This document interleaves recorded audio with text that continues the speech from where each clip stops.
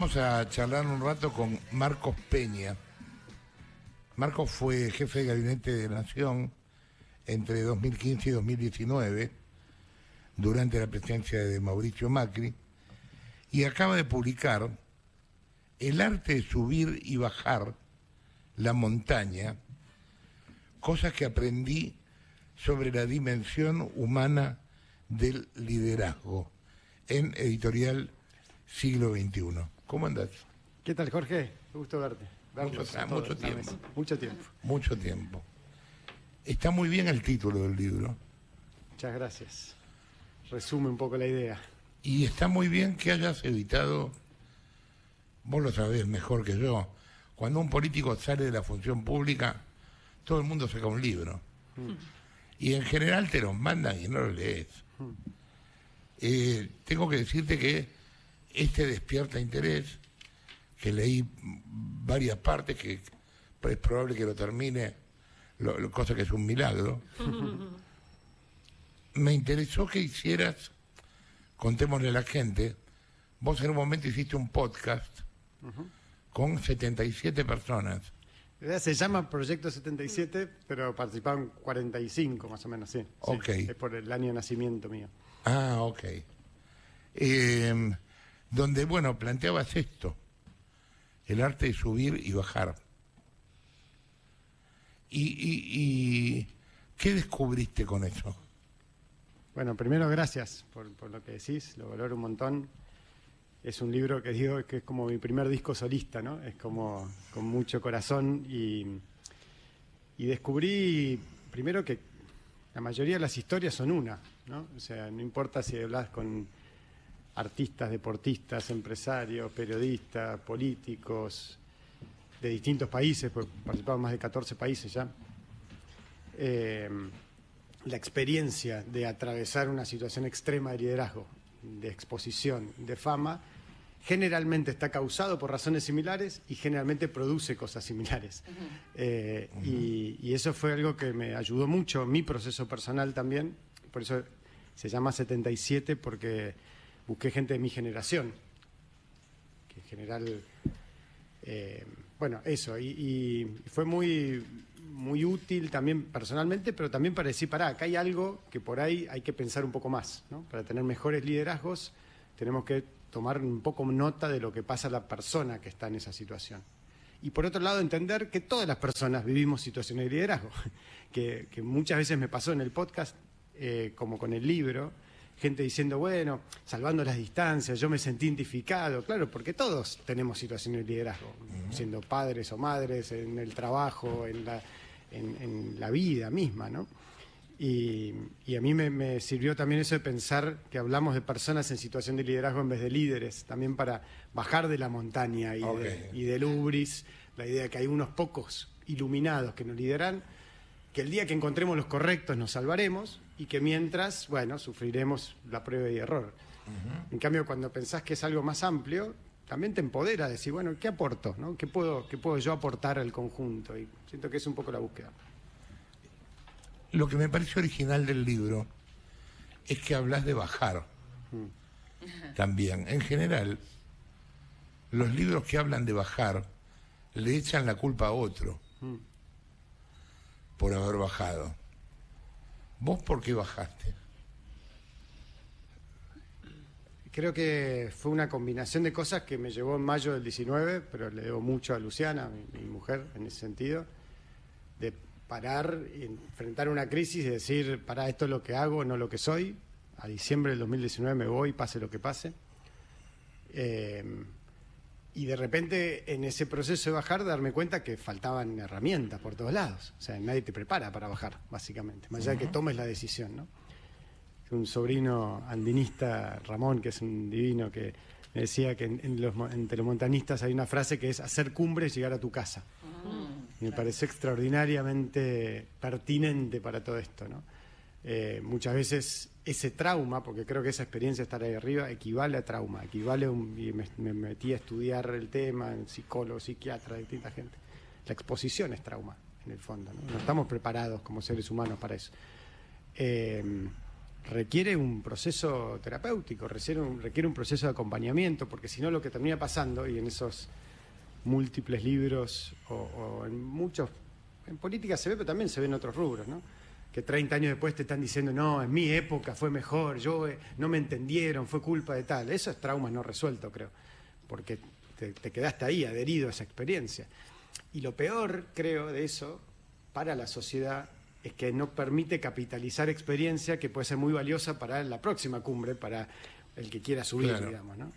Y por eso un poco ahora estoy trabajando con un equipito, un proyecto que se llama Campamento Base, ¿no? Que es como una idea de decir cómo armar una conversación sobre esto, pero también un proceso que acompañe tanto el que quiere subir, como el que quiere bajar, como el que está en una crisis ahí arriba, que también hay muchos, ¿no? Ajá. Cuando estabas arriba y salías de tu casa al laburo, ¿qué te pasaba? Llevaba a los chicos al colegio y me enfrentaba al día a día, a los diarios, a la radio, bueno, otro día de batalla. Es sobrevivir cada día casi, ¿no?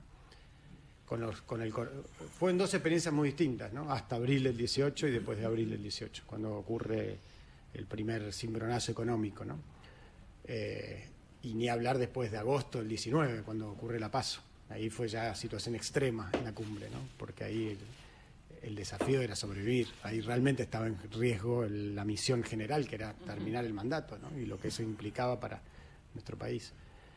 Y te diría que el momento más peso, sobre todo, era entrar a la Rosada.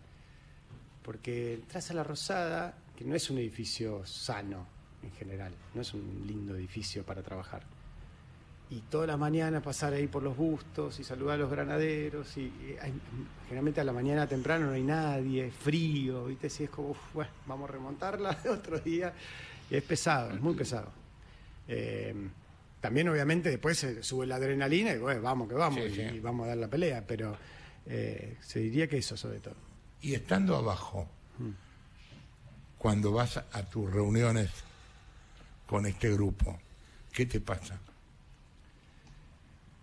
Mira, antes de llegar a este momento me pasó una cosa que es darme cuenta de cómo construirse un personaje para defenderte, básicamente, ¿no? Para protegerte. Y es medio radical, así, no en términos de radicalismo, sino radical.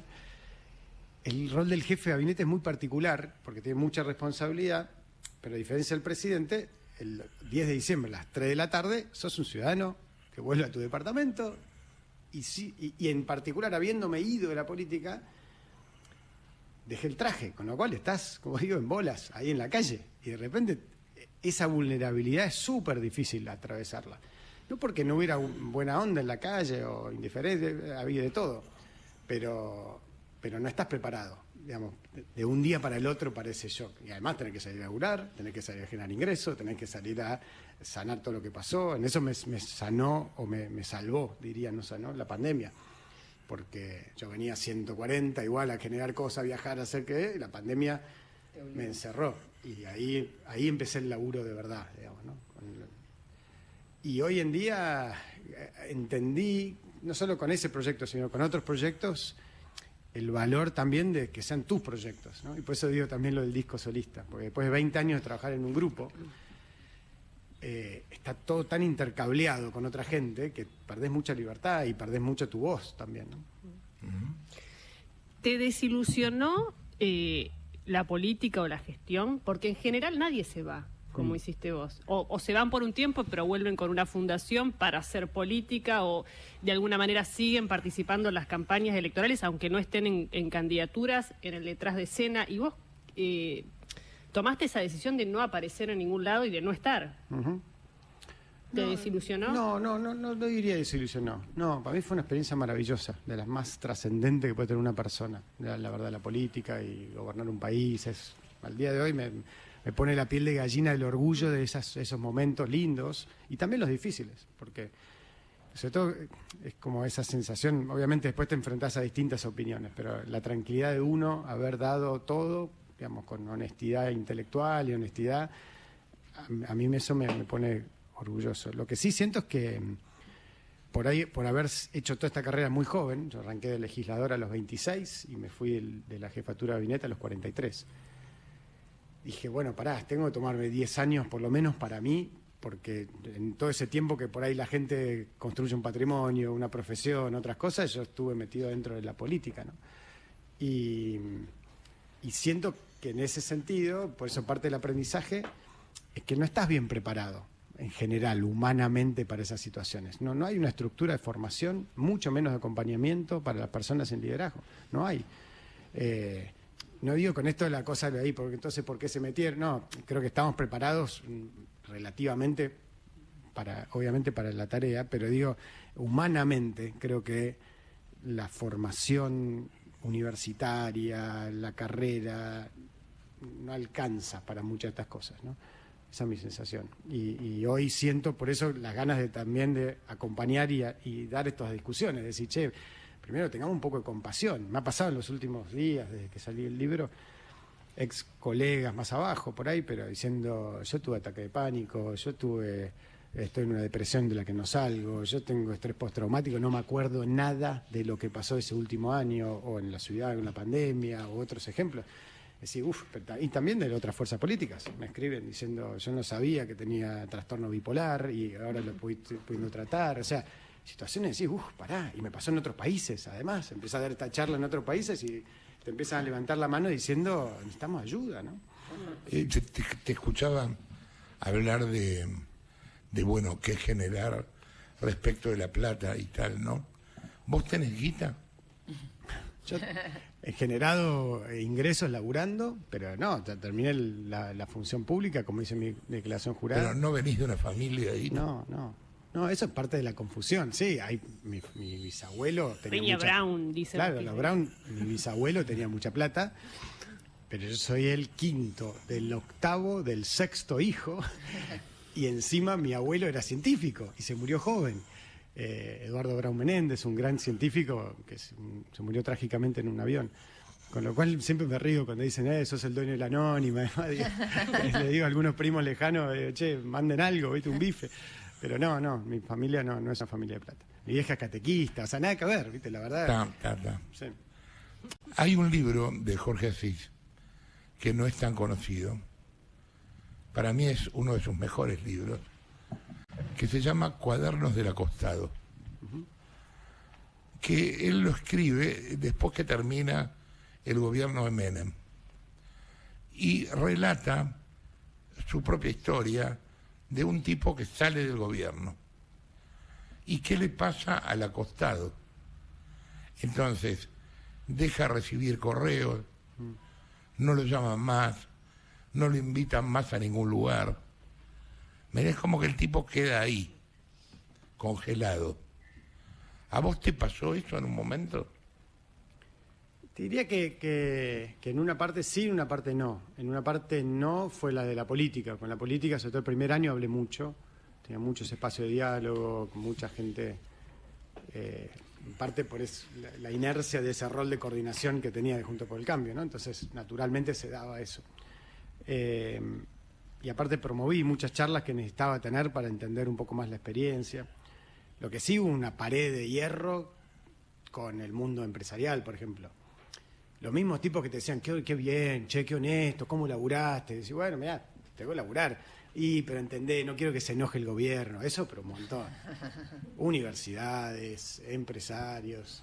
Ahí, eso sí fue como, no te diré una decepción, en principio me dio bronca, porque digo, sobre todo, no desde el repago, sino desde la mirada de decir, che, ahí entendí un poco esta lógica del drama de lo táctico en la Argentina, ¿no? Del drama de siempre estar pensando en el último minuto y de ser tan alcahuetes del poder en general. Porque hay mucho alcahuetismo, mucha mediocridad en ese sentido, en gente que por ahí hace un enorme, espectacular laburo en su empresa. No lo juzgo, no digo que no.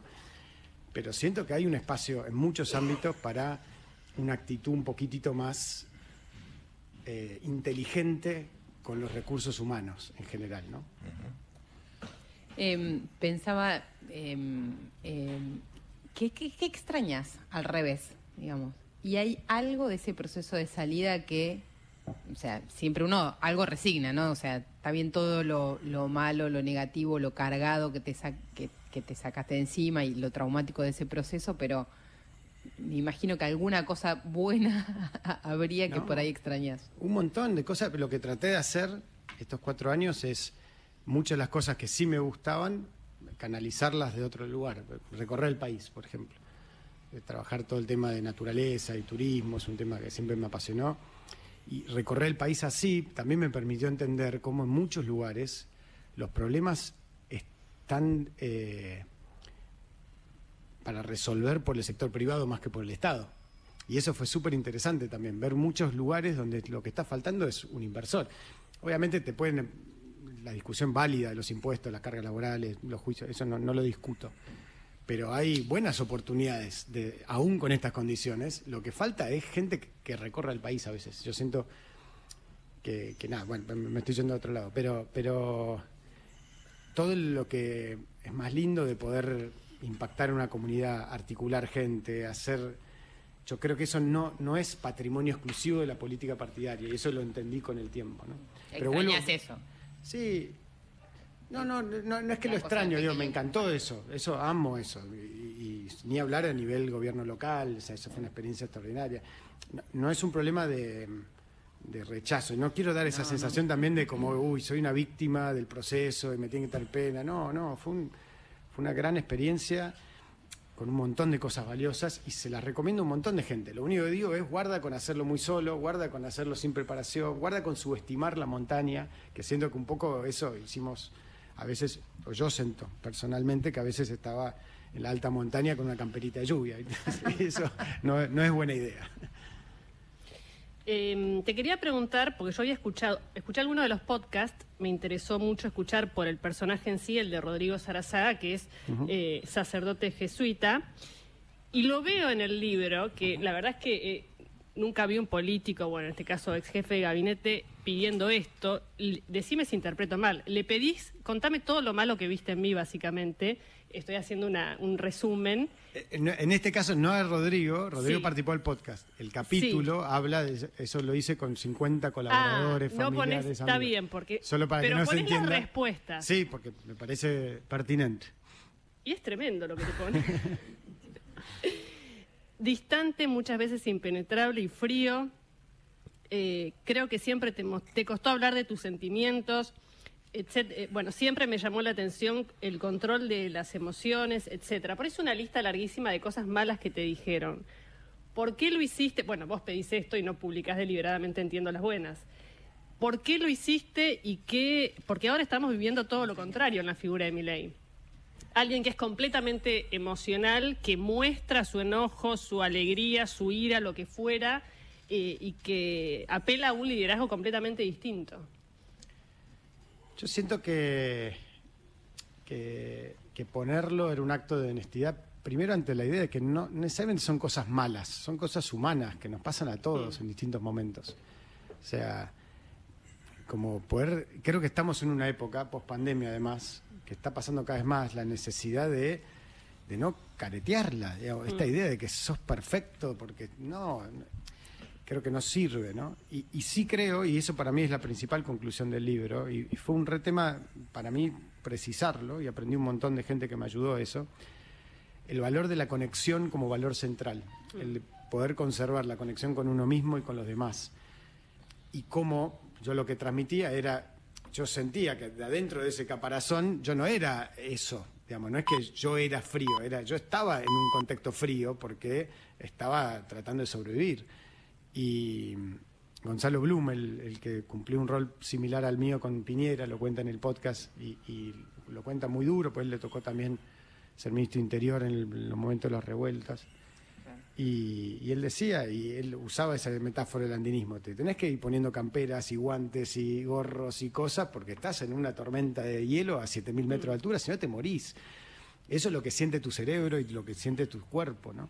Entonces, para mí no se trataba de defectos, sino de síntomas en todo caso, ¿no? Y creo que si eso lo llevas a cuántos de todos nosotros nos pasa todos los días, aunque no estés en esa cumbre de 7.000 metros, te puede pasar que de repente por el estrés, por cualquier quilombo, te empezás a poner más desconectado. Y creo que ahí hay una pista, una línea que me interesa explorar, porque si no, por ahí se iba mucho a la idea de alto rendimiento, decir, bueno, queremos más eficiencia y más... No, no es eso, creo, ¿no?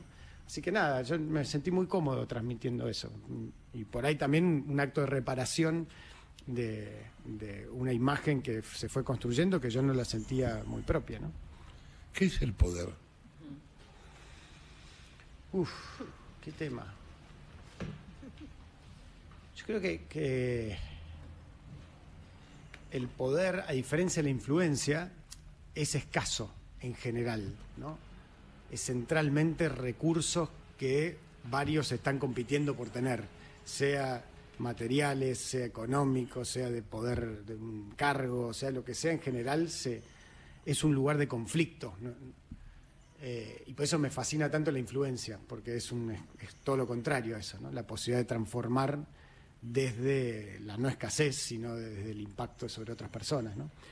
Y muchas veces creo que se mezclan.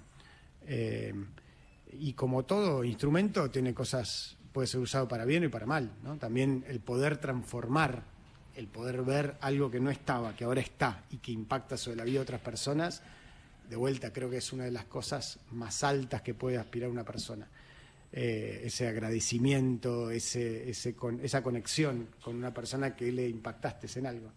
Y al mismo tiempo puede ser despiadado y puede ser alimentar lo peor de todas las personas, de todos nosotros, ¿no? Es una droga peligrosa en ese sentido. Marina. Marcos, Marina Calabro te saluda, ¿cómo estás? Hola Marina. Encantada. Me pareció Igualmente. muy interesante esta idea de liderazgo como momento puntual, porque viste que todo lo que hay escrito sobre liderazgo tiende más bien a ser tipologías estáticas, ¿no? Un liderazgo carismático o democrático o autoritario, pero como si el líder, en algunos casos naciera líder y muriera líder, y en otros se convirtiera en líder y lo fuera hasta el final de sus días. Me parece que es novedoso. Te quería preguntar si crees que estos liderazgos momentáneos tienen más que ver con el vértigo de este tiempo. ¿En qué medida crees que el liderazgo va de abajo hacia arriba o de arriba hacia abajo? Si el líder es un emergente o el líder de alguna manera impacta, influencia a la sociedad que conduce, y si se puede construir un líder. Ok, a ver, un montón. Creo que... repasemos. Repasemos. Empecemos la Sí. primera. Liderazgo como momento. Sí, el liderazgo sí. como momento, y si es de arriba para abajo, de abajo para Sí. arriba. Yo creo que el liderazgo como momento a mí me fue re útil leer un par de libros que hablan de la historia clínica de Churchill, Kennedy, De Gaulle, de un montón de líderes esos que tenemos como la imagen del liderazgo prototípico, ¿no? Y que en general esa imagen, que tiende a ser muy idealizada, es un Sí. recorte de un momento, ¿no? Sí, sí. En general momentos donde tienen ciertas características, como tener un equipo que lo rodee y que le pueda decir que no, digamos, distintas cosas. Y cuando vos ves, ampliás el zoom, decís, pará, esta persona de repente estuvo 10 años fuera de nada, este otro después se volvió loco, Claro, pero este viste otro... que en la mirada del que observa, vos decís Churchill o De Gaulle o Kennedy y decís, nació líder, murió líder. ¿Viste? Claro, bueno, pero que puede haber algo de eso. Creo que hay la posibilidad, y lo que trato de hacer hoy, mi trabajo es, el llamado al liderazgo es un llamado muy interno, muy profundo, y creo que tiene un rol mucho más, sobre todo el buen liderazgo, ¿no? Mucho más emocional, espiritual, si se quiere, que racional, técnico, ¿no? Y creo que muchas veces el problema de muchos liderazgos se vuelven complicados cuando no están en esa conexión, ¿no? Y se va más por el otro lado, el ego, el narcisismo, que muchas veces pasa. Y al mismo tiempo vas a ver toda la historia de la humanidad, y hoy también liderazgos brutales, verticalistas, autoritarios, despóticos, y otros liderazgos más horizontales, más colaborativos. Creo que eso es parte de la especie humana, lo ves en los monos, en los bonobos, en todos lados. Cuando te pones a ver, está esa tensión entre el drama humano, si se quiere, ¿no? Y hay tanta literatura clásica y tanto en la historia de la humanidad sobre esa tensión. Pero creo que uno de los puntos que yo traté de sacar en limpio es casi que todo hay que armarlo para la prevención del hubris, ¿no? Y el hubris como la enfermedad del poder, que Sí. un inglés, Owen, describió.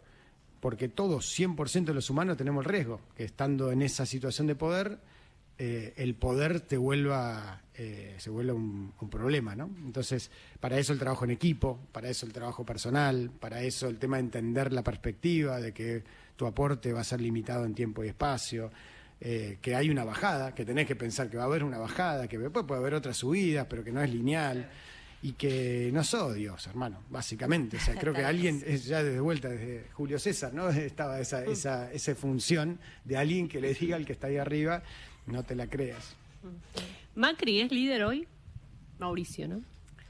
Sin duda. Mauricio tiene una particularidad, como digo, medio de joda, pero nació arriba de la montaña. Es una situación medio rara en eso, no es tan común, de alguien que toda su vida estuvo ahí arriba, en cumbres, ¿no? Y creo que eso lo hizo siempre muy consciente del trabajo personal y de la necesidad de tener cuidado de todo eso, porque vio subir gente y bajar gente rodando muchas veces, ¿no? Pero sin duda creo que es uno de los grandes liderazgos políticos de este tiempo, cuyo principal rol, creo, la historia le dará, es haber podido ayudar a equilibrar el sistema democrático. El sistema democrático sin equilibrio no funciona, ¿no? Y puso mucho de él para lograrlo. Y creo que eso es lo que la gente más le valora, esa intención y ese rol. Y lo otro creo que es el tema de la vocación transformadora, ¿no? La dirección del para qué, ¿no? Creo que eso también siempre lo tuvo muy presente y lo convierte en líder. Rolo. Marcos, ¿cómo te va? Rolando Barbano te saluda. ¿Qué tal, Rolando? Bien, te quería preguntar por algo que se ha convertido un poco en un mito de las redes sociales, que son los trolls de Marquitos Peña, sobre lo cual te habrán hablado infinidad de veces. Y es un tema que ahora reaparece en redes sociales. ¿Por qué? Por las cuentas de Twitter que están alineadas con Milei, por la presencia de tuiteros reconocidos en la comunicación de Milei, incluso en la comunicación oficial. Lo que te quería preguntar es, ¿existió alguna vez tal cosa como la granja de trolls de Marquitos Peña? ¿Qué nos podés contar sobre eso? Porque imagino te habrán pasado un montón de situaciones y también de haber sido parte de tu experiencia en el poder. ¿Y cómo ves hoy esta relación de Milei con Twitter y con los tuiteros alineados? Gracias. Mira, lo primero es, lo dije varias veces, lo sigo diciendo, no existieron. Creo que fue algo que inteligentemente algunos rivales políticos fueron construyendo y que era verosímil para alguna gente desde esta idea de lo desconocido que era Internet, que parecía que nosotros teníamos un manejo manipulador de eso, ¿no? Pero la realidad es que no, y para mí el mejor ejemplo de eso fue cuando, no sé quién fue que dijo en el gobierno de Alberto que en el Salón de las Mujeres había la granja de trolls, etcétera, y funcionaba ahí el equipo de profesionales que coordinaba la gestión, y siempre nos parecía como, es tan obvio, hay tanta gente que lo vio durante los 4 años, que ahí había gente laburando y muy bien, y les hubiera venido bien que tengan algo parecido, que nada, bueno, es parte de la época, bancarse que a veces te tiran con eso, y claro. No, pero aparte...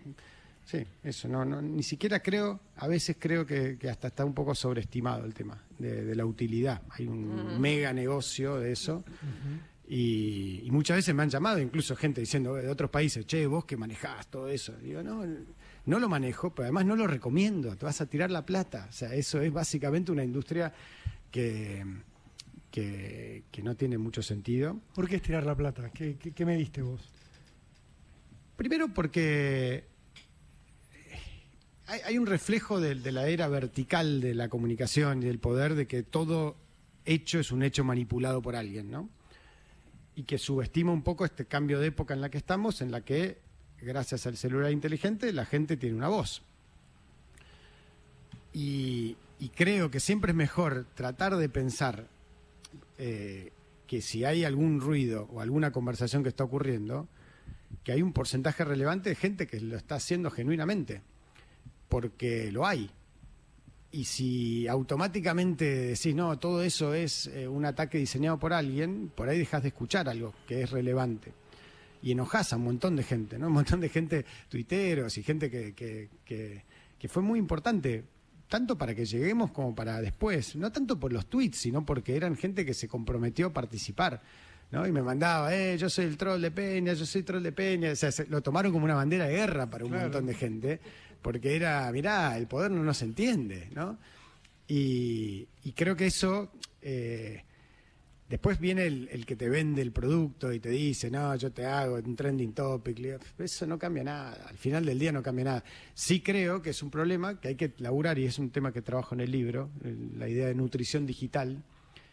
Capacitar a las personas que están expuestas a cómo administrar esa relación con su celular, porque es súper duro. Y en todas las conversaciones que tuve en el podcast, un montón de gente lo planteó. Ayer me impactó escuchar a Tini con lo que planteaba, del daño que le hizo. Y es un arma del que no estamos preparados de alguna manera, ¿no? Esa sobreexposición diaria, el feedback todo el tiempo de todo el mundo, muchos anónimos, muchos que ni existen. ¿Vos ves Twitter? Hoy no tengo ninguna red en mi celular.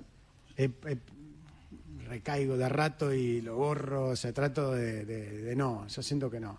Bueno, tampoco tengo cable, tampoco trato de limitar mi consumo digital a un consumo responsable, porque siento que es necesario para estar informado, obviamente, pero que rápidamente puedes quedar en un loop ahí que pasas horas y horas y te da una imagen distorsionada. ¿Un funcionario y un presidente no deberían manejar su cuenta de, por ejemplo, de Twitter?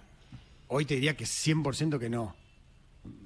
Lo que digo, y más allá del caso de Milei, ¿no? O sea, lo he visto en muchos países. Creo que, mejor dicho, corrijo, creo que no es conveniente, que es mejor tener filtros de equipo que te preserven de ese día a día. Pero, al mismo tiempo, entiendo en gente que lo tenía antes de entrar al gobierno, que lo tenga como un mecanismo de libertad, si se quiere, ¿no? Y que es un ecosistema que lo necesitan, porque al final del día también un presidente, más que un ministro, te diría, está en un régimen de cárcel domiciliaria, digamos, ¿no?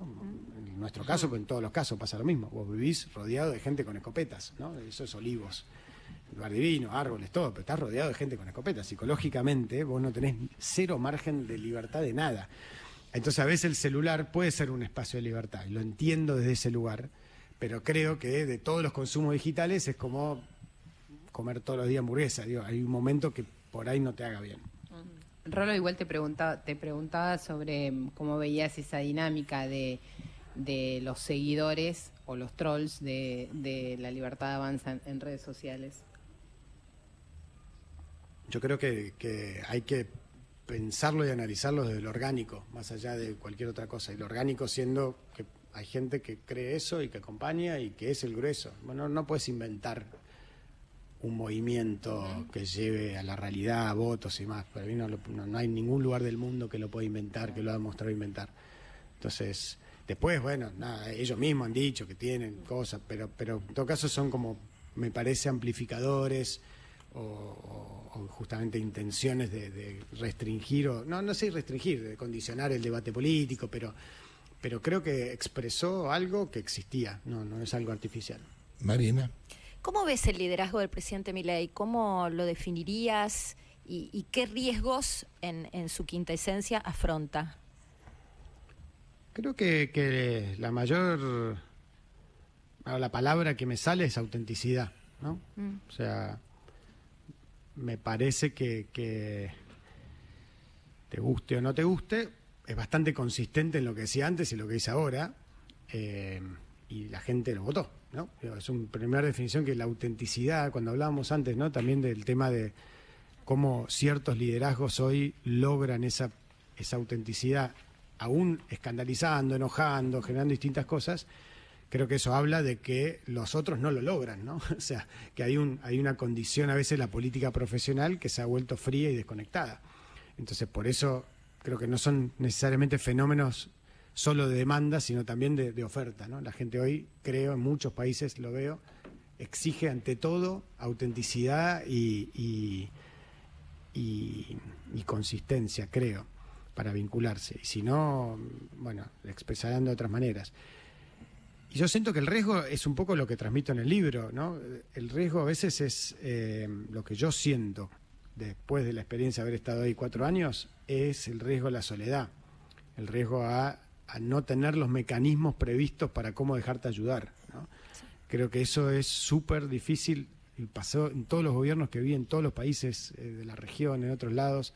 Hay un momento que la dinámica te va metiendo en tu arco, ¿no? Futbolísticamente es como que metés los 11 abajo y vas aguantando los 90 minutos y cuando entras en esa dinámica tenés un problema. Y yo siento muchas veces que nos pasó a nosotros también eso y que logramos romper eso con, por ejemplo, el momento de la marcha, si se puede, el momento que te volvés a conectar con ¿para qué estás acá? ¿Y por qué te puso la gente acá? ¿Y qué representás? ¿No? Entonces, esa tensión no solo riesgo para él, para cualquiera que esté gobernando.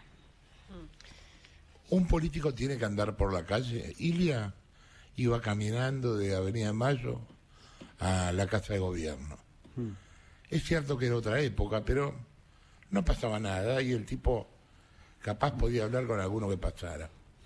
A ver, tiendo a pensar que sí, y que el grueso lo hace. Si miramos el volumen de la política, el 100%, 90% está en los municipios, ¿no?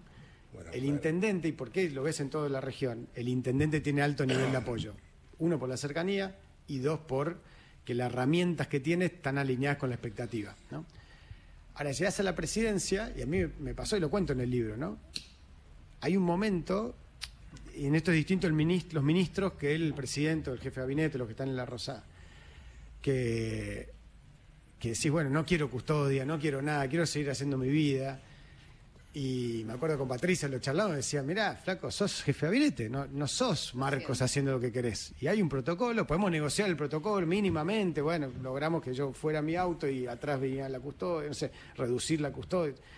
Pero hay un punto donde no solo sos vos, ese es un tema re difícil de transmitir, esa sensación de, para bien, para mal, de repente sos una institución, entre comillas. Ser una institución, no dejás de ser una persona, pero tenés que representar esa institución. Entonces, de repente, cómo te vestís, cómo vas, cómo venís, pasa a ser un tema importante. Y ahí el riesgo es que cuando combatís con eso, hay un montón de ejemplos también, me viene a la mente Mario Meoni, ¿no? Como hay un momento, estás laburando 15 horas, estás bajo un montón de presión y querés manejar vos, estás corriendo un riesgo. Y ya no solo al cargo, mucho más importante a la vida y a la familia. Y un gran tipo, siempre Mario, ¿no? Pero bueno, nada, creo que ese equilibrio, dicho eso, hay que tratar de forzar todo lo que se pueda el espacio de conexión. Y de simpleza y de estar en la calle. Hay momentos que se vuelve muy difícil. Momentos de crisis se vuelve muy difícil. Y el otro problema súper complicado, que a veces, yo se lo decía muchas veces a gente de nuestro espacio que no había pasado por la Rosada, le digo, che, recuerden que es el 8º país más grande del mundo. Entonces querés recorrer el país, te pasás arriba de un avión, arriba de un auto, arriba de una camioneta para tratar de llegar a ese lugar donde querés caminar, porque el tema es no solo caminar por la ciudad, sino caminar por Jujuy, por Tierra del Fuego, y no te da el cuerpo, no llegás. Nosotros recorrimos miles y miles de kilómetros y aún así sentís que no alcanza. Te falta, claro. ¿Sí? Sí, me quedé pensando en una frase tuya, Lanata, A ver. que es que para ser o querer ser presidente tenés que estar un poco loco. Ah, sí. Sí. Nadie normal puede querer ser Sí. presidente. Es un poco así y ejercer un cargo de mucho poder. Es un poco así. Lo cito a Tito Lederman con eso, que fue un tipo muy influyente para mí, me ayudó un montón. Le estoy muy agradecido, que es una persona que trabaja estos temas de liderazgo, el poder, muy de bajo perfil. Y él decía, fama, plata, poder son mecanismos compensadores. Vas en busca de eso porque necesitas compensar otras carencias que tuviste en general. Y creo que hay algo de eso, claramente, en la desmesura, si se quiere, o el riesgo de lo adictivo en todas esas disciplinas. Al mismo tiempo, creo que hay algo que te trasciende posiblemente y hay algo de para qué estás acá. Y creo que el buen liderazgo, en la disciplina que sea, si está conectado con eso, tiene un valor y una trascendencia. Entonces, ahí donde vuelvo al ejemplo de la montaña. La única manera de que o no estés loco o no te vuelvas loco ahí o no te vuelvas loco después es tenerle mucho respeto a la situación. Es una situación, como todo, si querés subir a la Concagua en zapatillas y sin preparación, y sos suicida, básicamente. No es un problema de... Por ahí lo lográs, pero bueno, hay mejores maneras de hacerlo. Si lo haces con un guía que te acompañe, si lo haces en un equipo, si haces una preparación, bueno, etcétera, etcétera, ¿no? Entonces,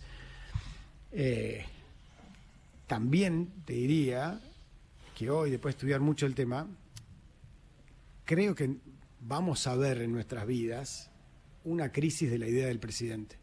Creo que como figura puede estar quedando obsoleta, creo, es lo que digo. ¿Cómo sería A eso? ver. Porque la complejidad se ha vuelto tan grande, la velocidad, la transparencia, y hay un problema, lo escuchás, siempre lo cito porque es un grosso, ¿no? Lech Walesa, estuve en Polonia en un encuentro de políticos, y él decía, para la generación de ustedes, todos los problemas son globales, no hay un problema nacional. Claro.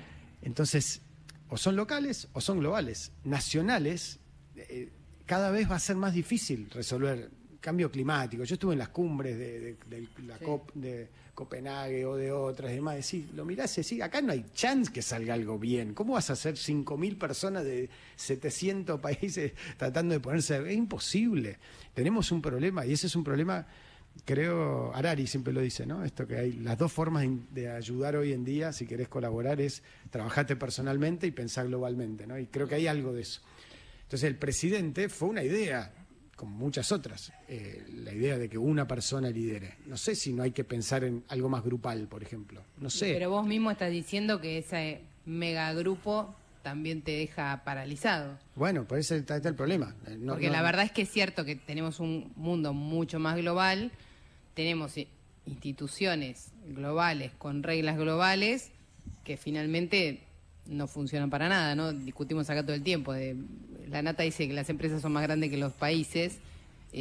Claro, hay reglas. Yo digo eso porque hay que empezar a discutir leyes internacionales que se apliquen. Claro, porque leyes Todo lo internacionales demás es hay. al pedo. No, Pero que no se sé. apliquen. Claro, por Claro. eso. Bueno, pero ahí está el punto a pensar hacia adelante, ¿no? Porque nosotros fuimos sede de uno de los últimos G20 funcionales de la historia. Si lo pensás 2 segundos, decís, qué increíble haber podido ser testigo de eso, ¿no? Donde se sentaron Putin y Trump. O sea, donde eso hoy ya no puede ocurrir. Con lo cual, parte del problema es que hoy ni siquiera están dadas las condiciones para Claro. ese marco global. Y la tensión entre Estados Unidos y China y todo lo que está pasando, estás en un fleje donde es tan posible como que se vaya hacia un deterioro cada vez más grande o que se encuentre una solución. Y ese fleje va a durar mucho tiempo. Lo único que digo con la provocación esta es, hay un espacio que hay que darle a la creatividad, porque lo que hubo no volverá. Más allá de si lo evalúas como muy bueno o muy malo. Y esto aplica a todos los órdenes, pero también a este, ¿no? Ese orden internacional de paz, de multilateralismo, que nosotros también vimos el final de eso, creo que eso está medio en jaque. Yo me quedaría hablando otra hora más, Qué grande. pero acaba de pasar 1 hora. Bueno, Te agradecemos mucho haber estado acá. muchas gracias por la invitación. Marcos Peña, señores, acaba de publicar El arte de subir y bajar la montaña, editado por Siglo XXI, libro que recomendamos. Son las 11:54.